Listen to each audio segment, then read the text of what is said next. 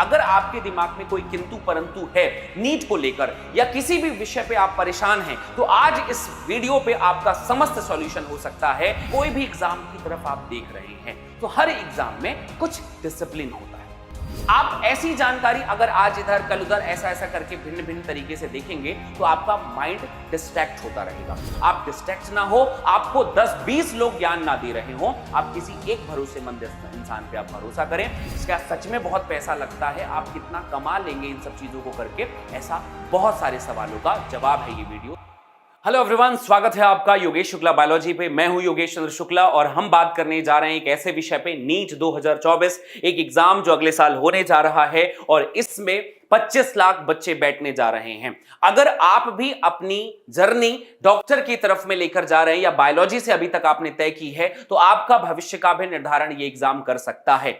आज की इस क्लास में मैं आपको नीट के बारे में संपूर्ण जानकारी मैं आपको बताने वाला हूं कि अगर आपके दिमाग में कोई किंतु परंतु है नीट को लेकर या किसी भी विषय पे आप परेशान हैं, तो आज इस वीडियो पे आपका समस्त सॉल्यूशन हो सकता है कि इसकी एलिजिबिलिटी क्या है, आपकी योग्यता कितनी होनी चाहिए, क्या क्या क्राइटेरिया है, कितनी फीस लगती है, कितने साल का कोर्स है, कब ये एग्जाम होता है, कितने क्वेश्चंस आते हैं, उनके लिए क्या क्या पढ़ना होता है, कौन से टीचर्स के साथ आपको पढ़ना है, कितने प्रश्न बनाने होते हैं, कौन सा मॉड्यूल बनाना होता है, कौन सी बुक यूज करनी पड़ती है और उसका सच में बहुत पैसा लगता है, आप कितना कमा लेंगे इन सब चीजों को करके, ऐसा बहुत सारे सवालों का जवाब है ये वीडियो। तो अगर आपको वीडियो पसंद आए, लाइक शेयर सब्सक्राइब जरूर कर लीजिएगा। सबसे पहली चीज मैं एक बात बता दूं बेटा कि अगर आप कोई भी एग्जाम की तरफ आप जा रहे हैं, कोई भी एग्जाम की तरफ आप देख रहे हैं, तो हर एग्जाम में कुछ डिसिप्लिन होता है।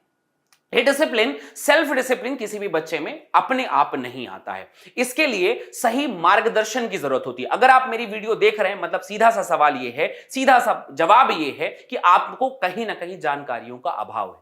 आप ऐसी जानकारी अगर आज इधर कल उधर ऐसा ऐसा करके भिन्न भिन्न तरीके से देखेंगे तो आपका माइंड डिस्ट्रैक्ट होता रहेगा। नीट एग्जामिनेशन या किसी भी एग्जामिनेशन में पास करने का पहला पैमाना यह है कि आपका माइंड स्टेबल हो, आप डिस्ट्रैक्ट ना हो, आपको 10-20 लोग ज्ञान ना दे रहे हो, आप किसी एक भरोसेमंद इंसान पे आप भरोसा करें। इसलिए बेटा हमने आप लोगों के लिए एक बैच, आरंभ बैच के माध्यम से आपकी हर एक चीज की व्यवस्था कर रखी है। तो आप अपने दिमाग में यह बात याद रखना कि आरंभ बैच जो स्टार्ट हो रहा है 1 जुलाई से, ये नीट वाले बच्चों के लिए 2024 के लिए जबरदस्त बैच है। आपके कमेंट सेक्शन पे नीचे आप देख रहे हैं, वहां पे एक लाइन पे मैसेज आ रहा होगा बार बार, उस पे आप कॉल करके आरंभ बैच के बारे में पूरी जानकारी ले सकते हैं। लेकिन फिलहाल जान लेते हैं नीट के बारे में।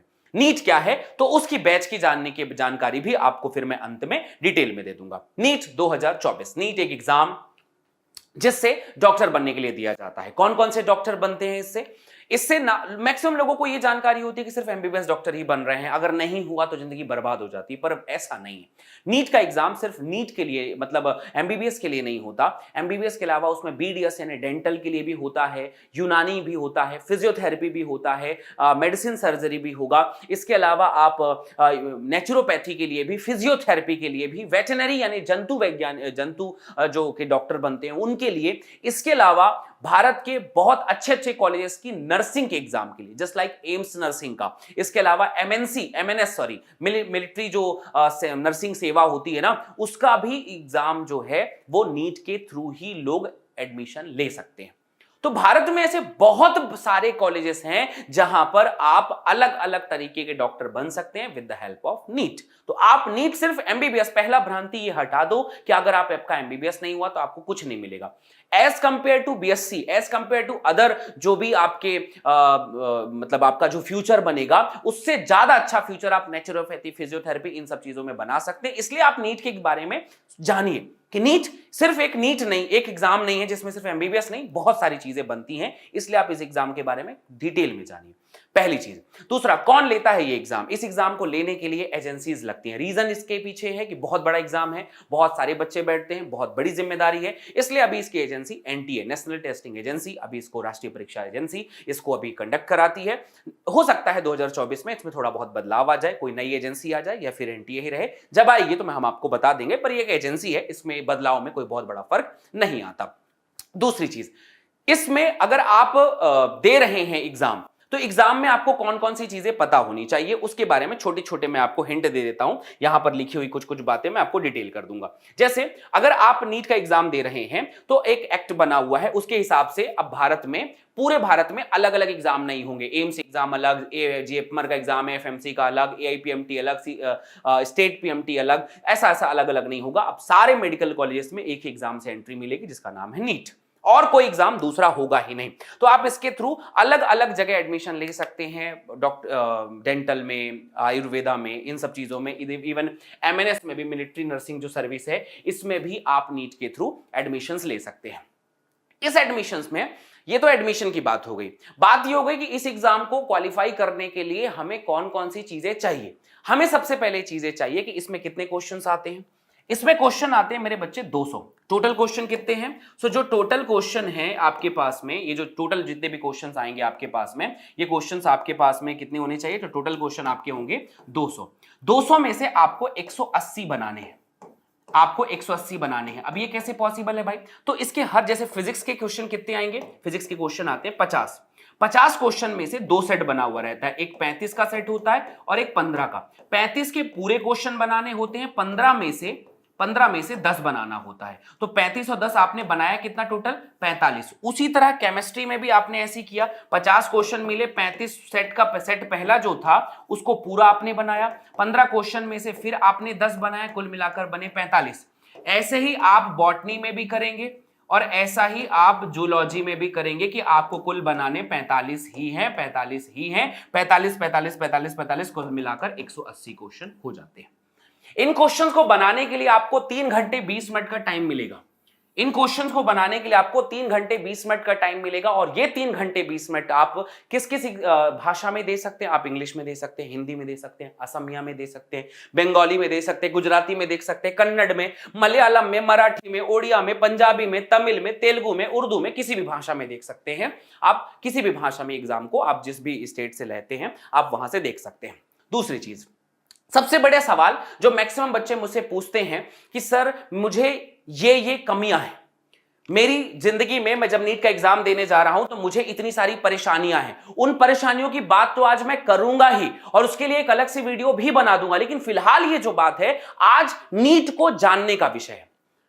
नीट को जानने का विषय है कि नीट के लिए एज लिमिट कितनी होनी चाहिए। तो एज लिमिट ये मैं आपको बहुत क्लियर कर देता हूं कि आप जिस साल एग्जाम देने जा रहे हैं, जस्ट लाइक आप 2024 में एग्जाम दे रहे हो, तो 2024 की 31 दिसंबर को आप 17 साल से अधिक होना चाहिए, अधिक होना चाहिए। अगर आप 2024 में एग्जाम दोगे, आज का काउंट मत करो, जिस दिन फॉर्म भरा है उस दिन का भी काउंट मत करो, जिस दिन एग्जाम है उसका भी मत काउंट करो। 2024 के 31 दिसंबर वाले दिन में अगर आप 17 साल से अधिक के हो तो आपकी पॉसिबिलिटीज है आप एग्जाम दे सकते हो, इससे कम हो तो आप एग्जाम नहीं दे सकते।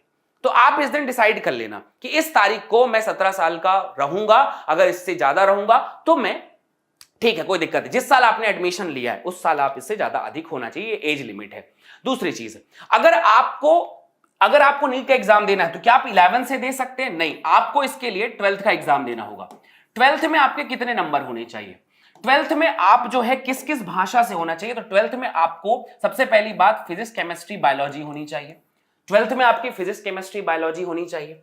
अगर आप 12th क्रॉस करके आप बीएससी ग्रेजुएशन कर रहे हैं, अगर आप बीएससी या ग्रेजुएशन कर रहे हैं तो आप में फिजिक्स की, या तो केमिस्ट्री की, या तो जूलॉजी का, या फिर बॉटनी का, इन चारों में से कोई दो पेपर आपके होने चाहिए बीएससी में से।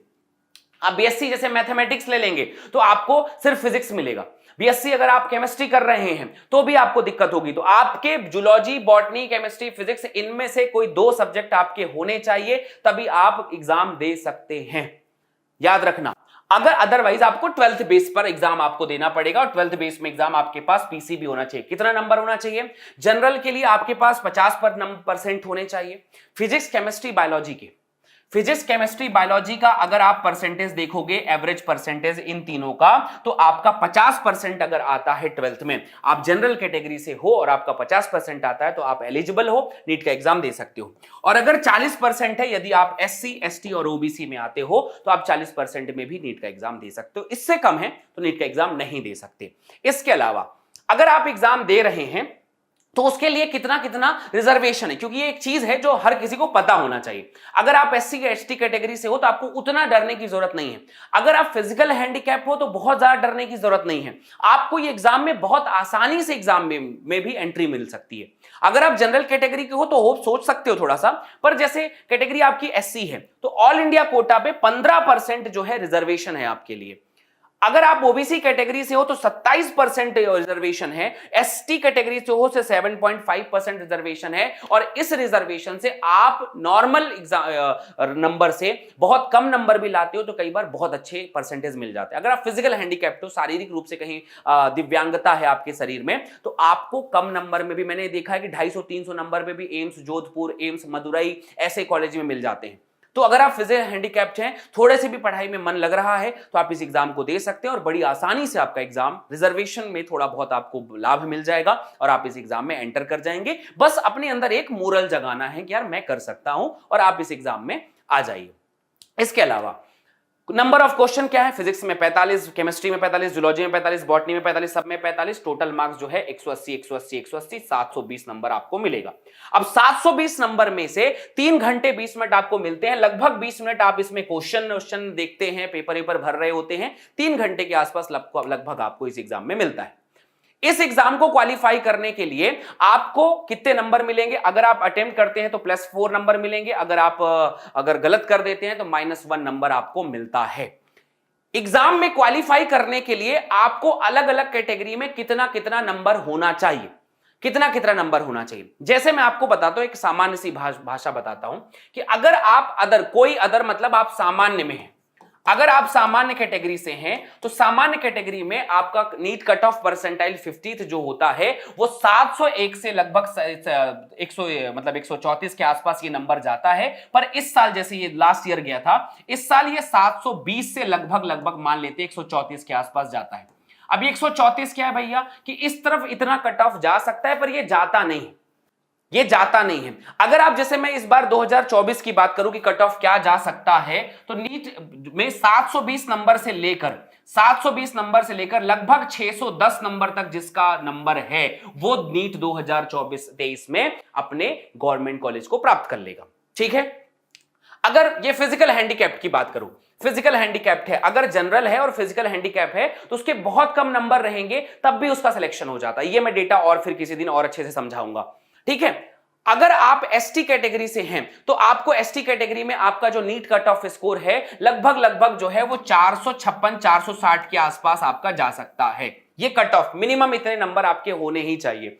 अगर आप फिजिकल हैंडीकैप में तब आपके और भी कम नंबर होंगे, तब भी सिलेक्शन हो जाएगा। SC कैटेगरी से हैं तो लगभग आप मान लेते हैं उतना ही 456 460 के आसपास लगभग इतने नंबर इसमें भी रहेंगे, तो भी आपका SC कैटेगरी में भी हो सकता है। OBC में लगभग अगर अपन मान के चलें तो वो 610 है, तो लगभग अपन मान लेते हैं कि 610 है, तो लगभग 600 नंबर के आसपास आप OBC कैटेगरी में रहेंगे, तो आपका सिलेक्शन आप गवर्नमेंट कॉलेज को प्राप्त कर लेंगे। इतना कम नंबर, ये कोई ऐसा ऑथेंटिक डेटा नहीं, मैं ऐसे ही बता रहा हूं आपको कि एटलीस्ट इतना कम नंबर होना चाहिए ऑन एवरेज 4-5 सालों में। इतना नंबर कम से कम आपको लाना है तो गवर्नमेंट कॉलेज आपको मिल जाएगा। कितने सीट है ऑल इंडिया में? कितनी सीट है ऑल इंडिया में? लगभग अभी के आसपास मान लेते हैं तो 93,000 के आसपास सीट है, जिसमें से 45,000 के आसपास गवर्नमेंट कॉलेज की सीट है और बाकी प्राइवेट कॉलेज की सीट है। तो 45,000 गवर्नमेंट सीट है। इनमें से 25 लाख बच्चे एग्जाम को दे रहे होते हैं। अब देंगे अगले साल, लगभग मान्यता है कि 25 लाख ही बच्चे एग्जाम देंगे। इन 25 लाख बच्चों में आपकी क्या महत्वता होगी? वो कौन सी चीजें हैं जिनसे आपका नीट का सिलेक्शन हो सकता है? ये क्राइटेरिया, ये एलिजिबिलिटी, ये तरीका सब मैंने बता दिया। नीट के बारे में सब कुछ बता दिया। नीट एग्जाम ऐसे निकाला जा सकता है, पर नीट एग्जाम निकलेगा कैसे? नीट एग्जाम निकालने के लिए आपको कुछ चीजों की बहुत जरूरत पड़ेगी। सबसे पहले यार आपको मतलब ना 12-13 घंटे 12 आवर्स जो है पढ़ने की आदत होनी चाहिए। पढ़ने के लिए 12 आवर्स पढ़ने की आदत होनी चाहिए। और ये जो 12 आवर्स पढ़ने की जो आपकी आदत है, ठीक है, जो आपकी आदत है वो उसके साथ होनी चाहिए कि सही टीचर आपके साथ हो। तो जब तक सही टीचर आपके साथ नहीं है, सही गुरु आपके साथ नहीं, आपका नीट का सिलेक्शन नहीं हो सकता। लिख के ले लो। कोई भी इंसान जो 1-2 साल ड्रॉप लेता है उसके बाद ही उसका सही दिमाग खुलता है, इसलिए सही टीचर्स की तलाश कर लो। क्या जरूरी होता है? सबसे पहले टीचर से पढ़ना। दूसरी चीज होती है बेटा कि अपने जो है एनसीईआरटी पे पूरा फोकस कर देना, एनसीईआरटी पे पूरा फोकस कर देना। इसके अलावा सबसे जरूरी होती है क्वेश्चंस बनाना, एमसीक्यू बनाना। अब एमसीक्यू बनाना, उसके बाद सबसे बड़ा टेस्ट सीरीज ज्वाइन करना कि अगर आप एग्जाम में पार्टिसिपेट कर रहे हो तो आपका पूरा का पूरा सिलेबस जो है ना मेरे बच्चे, वो 31 जनवरी तक कंप्लीट हो जाना चाहिए। 31 जनवरी तक सिलेबस कंप्लीट हो जाना चाहिए, तो नीट का सिलेक्शन हो सकता है। 4-5 टाइम्स लगभग, और जितने टाइम आप बोलो 5 टाइम्स जो है लगभग रिवीजन हो जाना चाहिए। लगभग 50 से 60 जो है टेस्ट सीरीज दे चुके, टेस्ट जो सीरीज के एग्जाम आप दे चुके होते हैं। लगभग हर एग्जाम हर सब्जेक्ट में 20,000 के आसपास क्वेश्चन जो हैं, क्वेश्चन पर सब्जेक्ट अगर आप बना सकते हैं, अगर आप बनाते हैं तो आपका नीट का सिलेक्शन हो सकता है।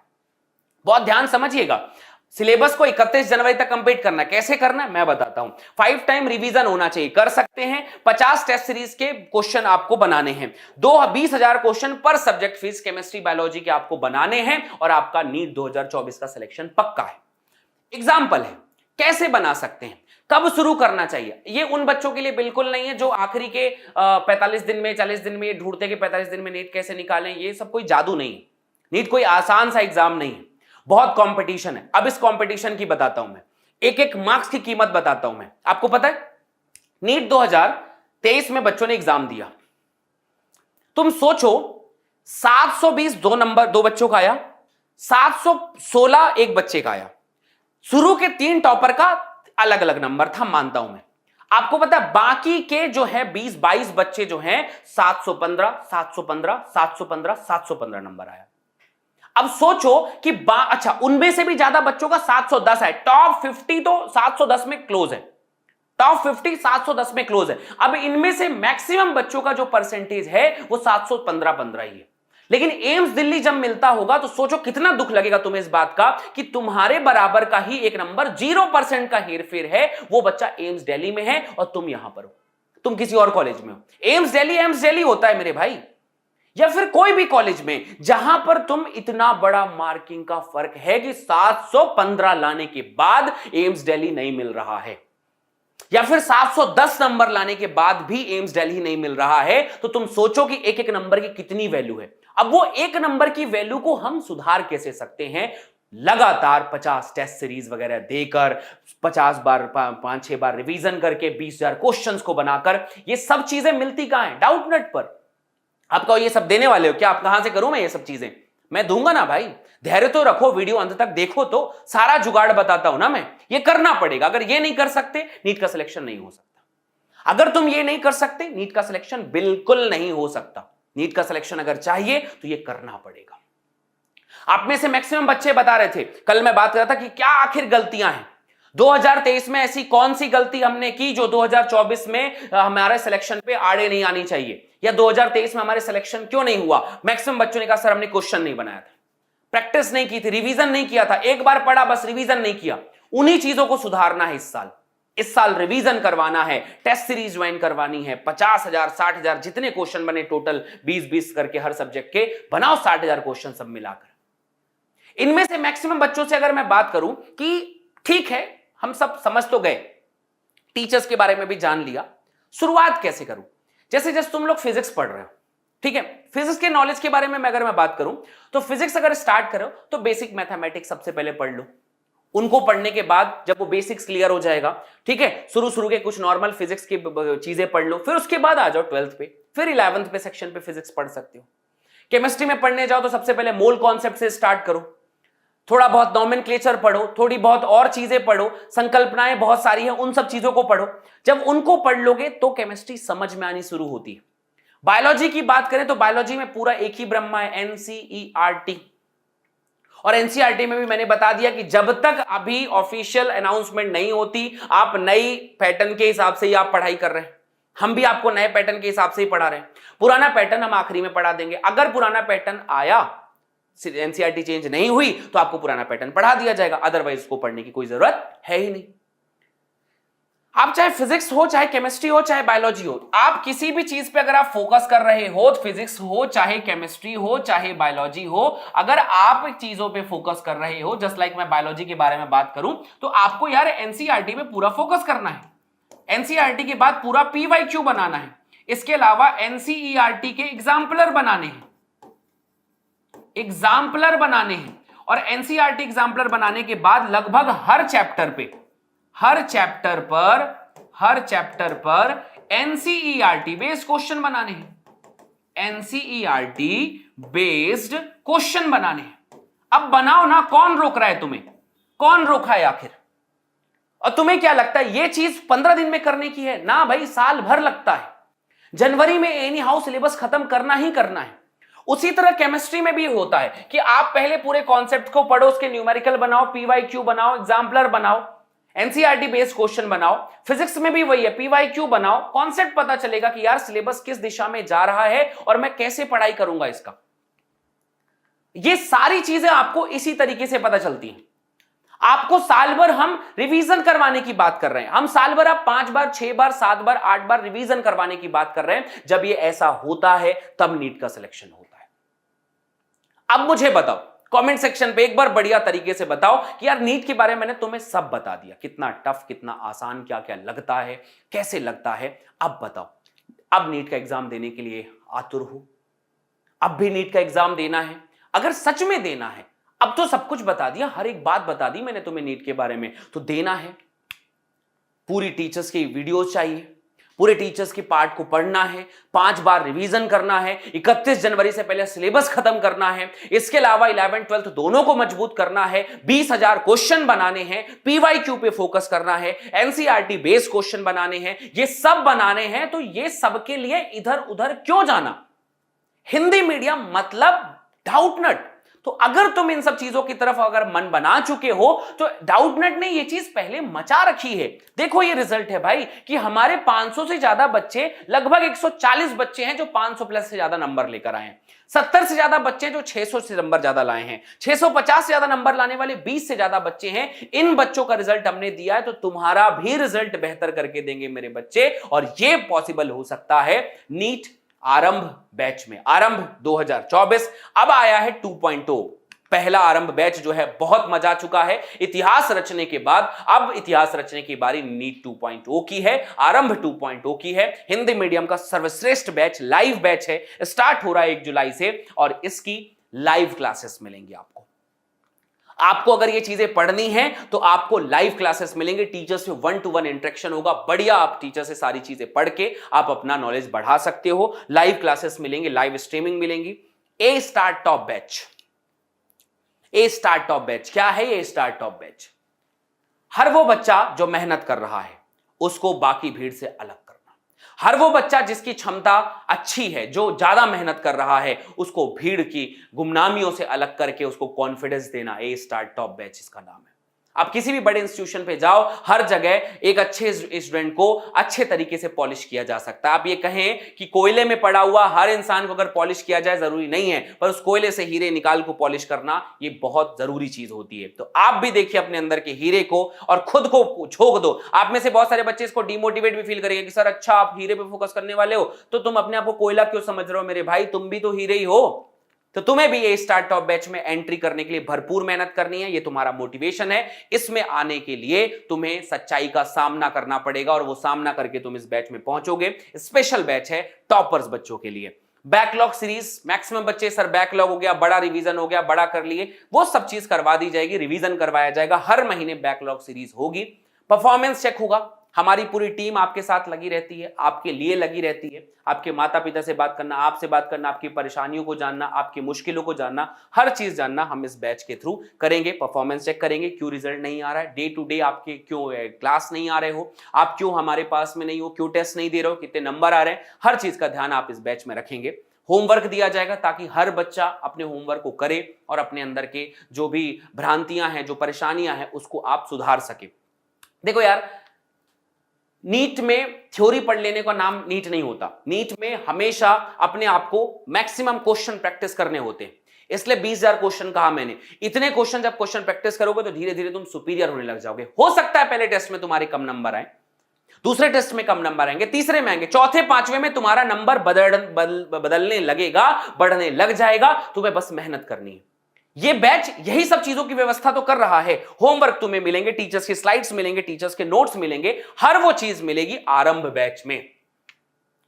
और जो चीज मैंने कही ऐसा कुछ नहीं है कि कुछ नई चीज कही है। हर टीचर पूरे यूट्यूब में हर कोई इंसान यही बात कह रहा है और यही बात तुम्हें समझाने की कोशिश है। पर मजे की बात यह कि अगर तुम्हें जिस टीचर की बात समझ में आ रही उस पर भरोसा कर लो और जुड़ जाओ इसके साथ आज कि भाई आपने मतलब हमें 31 जनवरी तक सिलेबस खत्म करना है। एनी हाउ मेरे पास वक्त नहीं है। देखो एग्जाम कब होगा? मई में होगा 2024 के। लेकिन मैं तुम्हें 31 जनवरी को सिलेबस खत्म करके 4-4 बार रिवीजन करके उसके बाद पीवाईक्यू बना के क्वेश्चन बना के 20,000 क्वेश्चन बना के तुम्हें बूस्ट करना चाहता हूं अभी से। इसलिए आरंभ बैच ज्वाइन करो और आरंभ बैच में ज्वाइन करने पर आपको ये सारे टीचर्स, ये सारे धुरंधर आपको पढ़ाते वहां पर मिलेंगे। Kamesh Jangid sir physics chemistry पढ़ाएंगे, शुभम पालीवाल सर फिजिक्स पढ़ाएंगे आपको, मैं बायोलॉजी पढ़ाऊंगा, पार्थ सर बायोलॉजी पढ़ाएंगे, विक्रम सर केमिस्ट्री पढ़ाएंगे और विपिन सर फिजिक्स पढ़ाएंगे आपको। और ये बैच में हर एक टीचर है, देख रहे हैं आप। बायोलॉजी के लिए हम 2 टीचर हैं, पार्थ सर और मैं, है ना। Vipin sir, Shubham Paliwal sir physics के लिए, केमिस्ट्री के लिए विक्रम सर और कामेश जांगेड़ सर है। सब लोग मिलकर पढ़ाने वाले हैं। ये बैच वैसे तो है 11,999 रुपए की, पर आप लोगों को ये बैच मिल रही है 6,999 रुपए का। ऑफर सिर्फ 22 जून तक है मेरे बच्चे। इसलिए अगर अपनी लाइफ में अपनी सफलता को, अपने प्रयास को जारी रखना चाहते हो और उसके लिए वो सारी चीजें आपको इस बैच में मिल रही है तो ज्वाइन करो इस बैच को 6,999 रुपए में। आपको कूपन कोड यूज करना है आरंभ, कॉल करना है 0124715825 पे। इतिहास रचने का मौका है। इतिहास रचने के लिए आपको इस बैच को ज्वाइन करना चाहिए क्योंकि ये वही बैच है जिसमें आपको सारी चीजें मिलेंगी। आप में से बहुत सारे बच्चे अभी ये सोच सकते हैं कि ये बैच अच्छी है, नहीं है, ये है। सोचने का मौका आपके पास नहीं है। हमने कोई यहां पर बच्चों को बेवकूफ बनाने के लिए कोई भी चीज स्टार्ट नहीं की। हमें प्रूफ करके देना है। 2024 में लोगों की उम्मीदें हमसे बहुत बढ़ गई हैं। आरंभ बैच में लगभग 8,000 बच्चे हमसे जुड़ चुके हैं और आरंभ 2.0 में भी जो बच्चे जुड़ेंगे तो सबकी उम्मीदें हमारे साथ है। रिजल्ट देना हमारा काम है। हमारे अपने काम को हम बेहतर तरीके से करना जानते हैं। सो प्लीज अगर आपको लगता है कि नीट 2024 में ये जो क्राइटेरिया, जो एलिजिबिलिटी, जो तरीके, जो पॉइंट है जो मैंने आपको बताए हैं, अगर आप इसे कर सकते हैं तो बेशक आपका स्वागत है आरंभ 2.0 में। Thank you so much. अपना बहुत ध्यान रखें। वीडियो पसंद आई हो तो लाइक करें, शेयर करें, सब्सक्राइब करें, अपने दोस्तों के साथ जरूर पहुंचाना क्योंकि मौका सीमित समय के लिए। Thank you, bye bye.